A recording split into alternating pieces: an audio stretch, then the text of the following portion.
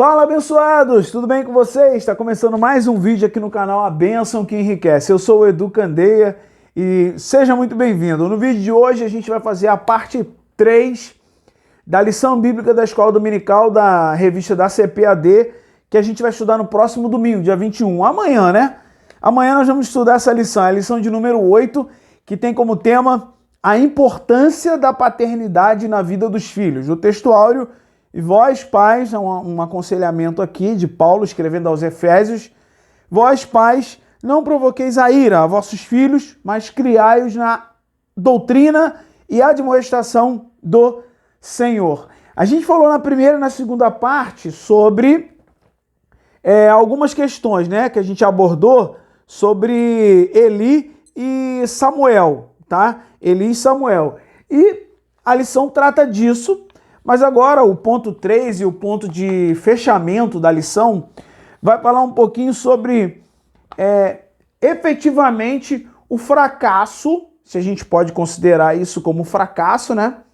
Fracasso de dois pais relapsos com os filhos.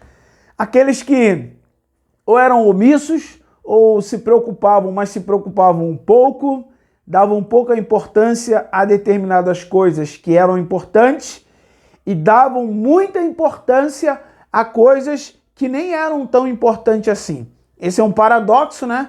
Que a gente precisa, nessa lição, a gente precisa aprender. Então esse ponto 3, ele vai tratar disso e tem como subtópico omissos para com os filhos. O 2, a isenção de responsabilidade de Eli e Samuel.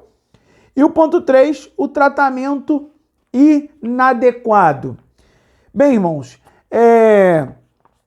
a tônica, né, a dinâmica dessa lição, ela vai chamar a nossa atenção para como o pai, né, mais especificamente a figura do pai, né, o homem, ele tem a sua responsabilidade como líder, como orientador, como provedor, como alguém que dá o exemplo e como também alguém que lidera na igreja, lidera o povo, mas ele precisa, como orientação, também ter o cuidado de olhar para o relacionamento, não é nem para a sua casa como um todo, é para o seu relacionamento familiar, né? O relacionamento tanto com a esposa como também com os filhos, que é o caso aqui. Então, o subtópico 1 fala o seguinte, mas eu quero, antes de falar do subtópico 1, convidar você, que é novo por aqui, para se inscrever no nosso canal, porque isso vai ajudar muito o YouTube a mostrar o nosso canal para mais pessoas. E, no final, se você gostar, você deixa o seu like, vai ser muito importante também. Isso também mostra para a plataforma a importância do vídeo, do conteúdo. E mais uma vez eu reforço, ajude os canais cristãos a propagarem ainda mais a palavra de Deus através dessa plataforma e de outras plataformas. Se tiver que se inscrever, se inscreva, irmão. Dê esse voto de gratidão ou de confiança naquilo que você acredita, naquilo que você acha que deve ser expandido. Então, a lição bíblica da Escola Dominical é importante que as pessoas entendam um pouco mais. Aqui nesse canal a gente vai falar de uma maneira bem, o mais didática possível, mas a gente vai procurar trazer na prática, né?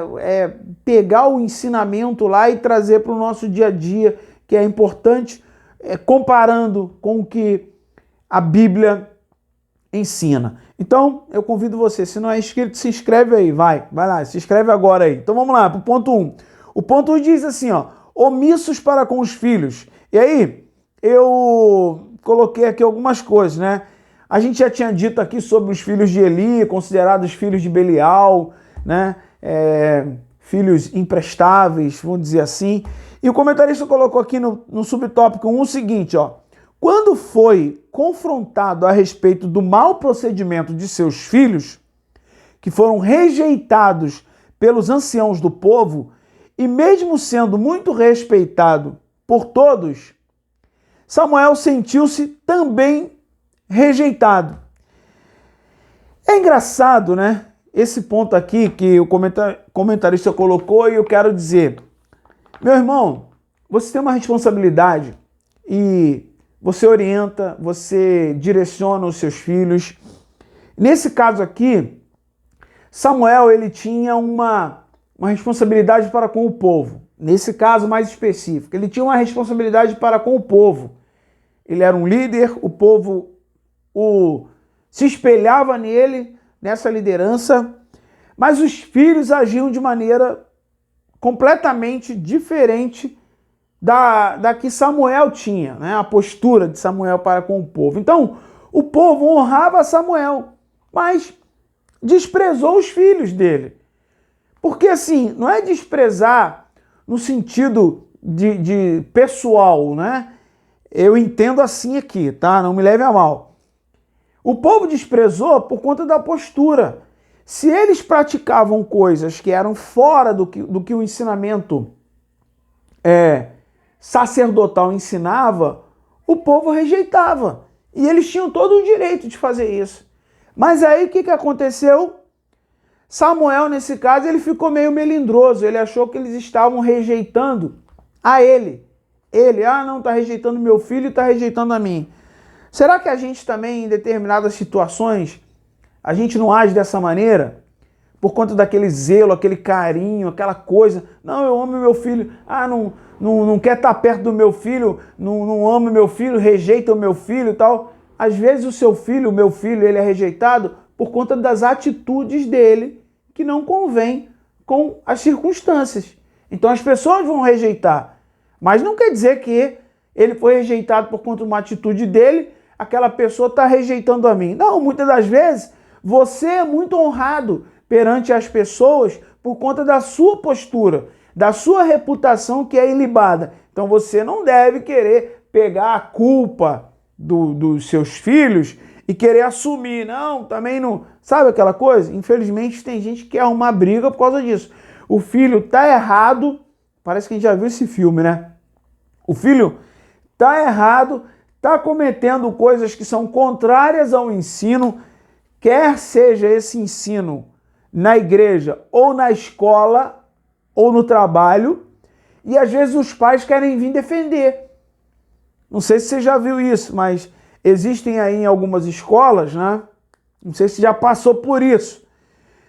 Como professor ou como professora, você vai lá, corrige o filho está errado, e isso e aquilo e tudo mais, contrariando o que a escola ensina. Aí quando o professor ou a diretoria leva a situação para os pais querem não corrigir o filho, eles acham que o filho é que está certo e que a professora é que está errada. É uma inversão, sabe, de valores. Tem isso.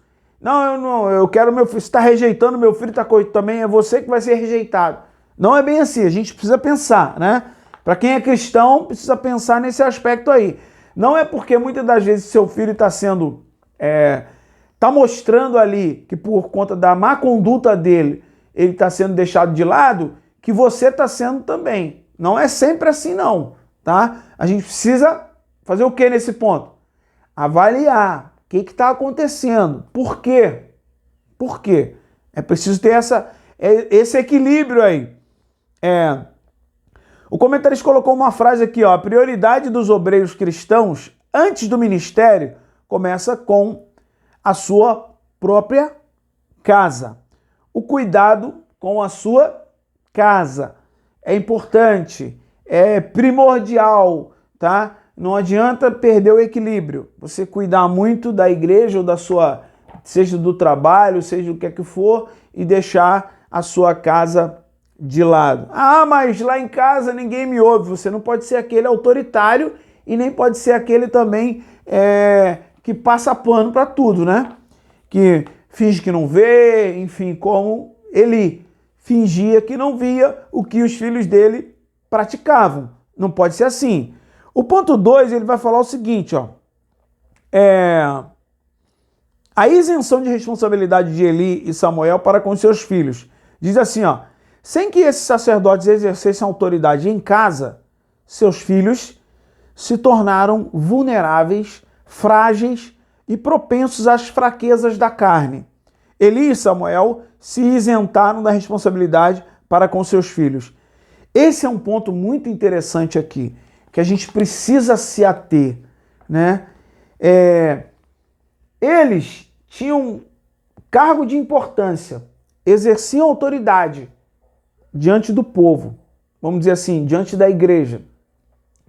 Mas em casa, tá? Eles perderam a mão. E aí o que acontece? Muitos filhos se tornam vulneráveis, frágeis e propensos às fraquezas.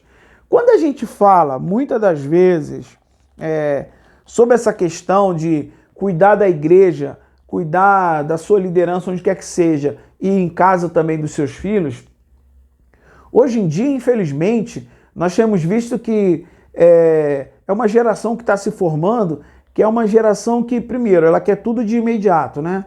É aquela coisa, não, tem que ser agora.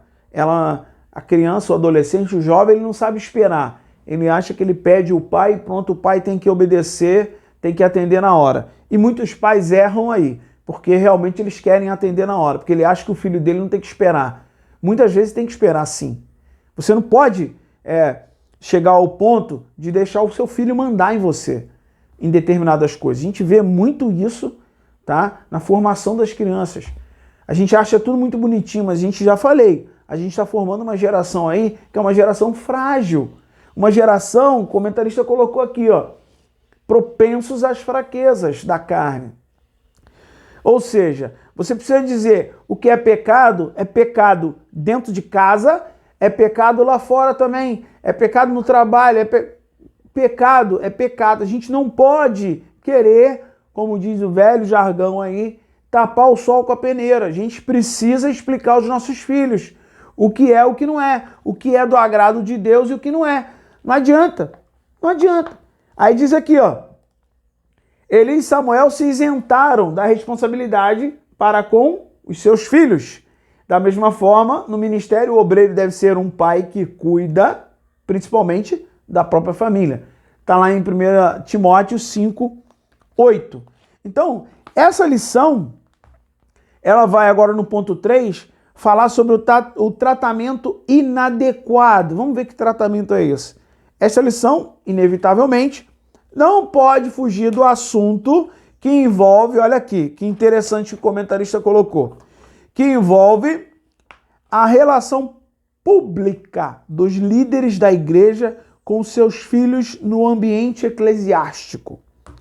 Não se pode esperar que os filhos de líderes sejam punidos ou beneficiados por causa de sua filiação. Aqui é um ponto que a gente vai, exemplificar aqui um ponto só, que é o seguinte: não é porque é filho de pastor que tem que ser tratado de maneira diferente, ou é filho de um líder, uma referência na igreja, que tem que ser tratado de maneira diferente em relação às tradições, às leis, às regras, o que quer que seja dentro daquela administração eclesiástica.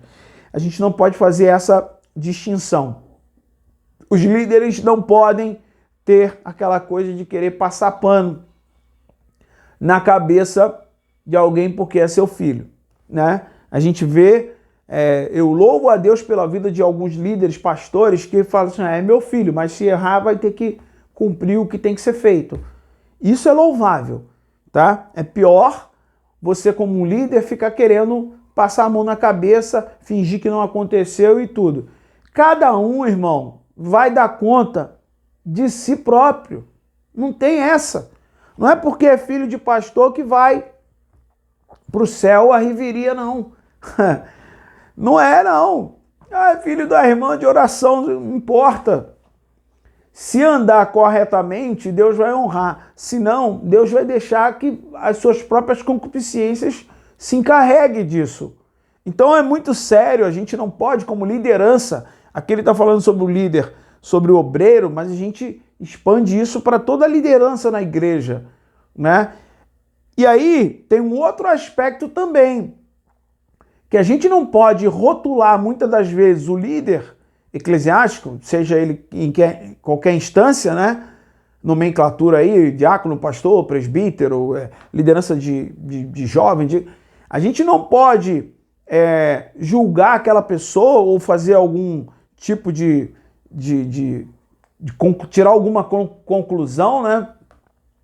Por conta do filho dela. Às vezes a pessoa está ali, anda corretamente, cumpre em tudo direitinho e o filho deixa rastro.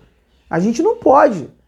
A gente precisa deixar isso claro, sabe? Porque senão, às vezes você quer tomar uma decisão em relação a uma liderança por causa do filho dele, que, mas o filho dele não corresponde. Mas quem tem que corresponder é o líder. Ele, certamente, às vezes em casa, ele orienta, ele corrige e tal, mas o filho é rebelde, não quer obedecer, não quer atender a orientação do pai ou daquela liderança que seja. O pai ou obreiro, quer que seja, não pode ser omisso. E não pode ter esse tratamento por conta dos liderados, né, do povo, da igreja, achar que não, os filhos dele não presta, ele também a gente não vai considerar.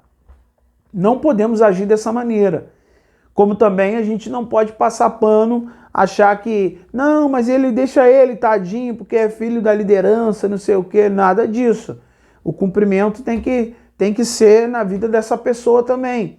Se são regras a serem cumpridas, ele também precisa, porque não é porque é filho de pastor, de presbítero, diácono, apóstolo, semideus, que ele tem que ter privilégio. Nada disso. Não tem que ter. Pelo menos é o meu entendimento.